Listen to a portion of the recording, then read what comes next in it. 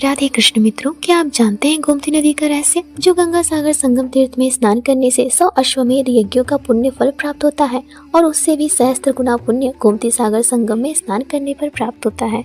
एक छोटी सी कथा के माध्यम से जानते हैं। पूर्व काल में हस्तिनापुर में राजमार्गपति नामक एक वैश्य निवास करता था। वह महान गौरवशाली और कुबेर के समान निधिपति था।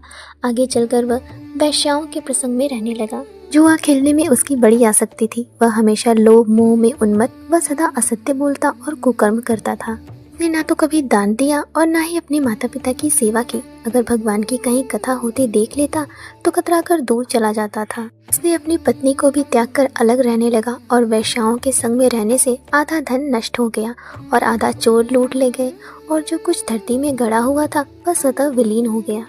इस प्रकार वह निर्धन हो गया और वह महादुष्ट रमणीय नगर हस्तिनापुर में चोरी का काम करने लगा। उस समय राजा शांतनु राज्य करते थे। जब राजा को पता चला तो अपने राज्य से बाहर निकाल दिया। इस प्रकार वह कई वर्षों तक वन में पीड़ित भटकता रहा। अचानक एक दिन सिंह की चपेट में आ गया और उसकी मृत्यु हो गई। उसी समय यमदूत आए। जब उसे कोड़ों से पीटते हुए यमलोक ले जा रहे थे तभी एक विशाल गिद्ध उसकी बाह का मांस लेकर आकाश में उड़ गया, पश्चिम दिशा की ओर गया और उस मांस को चोंच में दबाकर खाने लगा।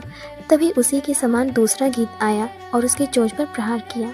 मांस गोमती सागर के संगम में जाकर गिर गया। उस तीर्थ में उस मांस को डूबते ही वह महापतित वैश्य यमदूतों के पाशों को तोड़कर 4 भुजा से युक्त देवता हो गया और दिव्य विमान पर आरूढ़ हो संपूर्ण दिशाओं को प्रकाशित करता हुआ श्रीहरि के परम धाम में चला गया।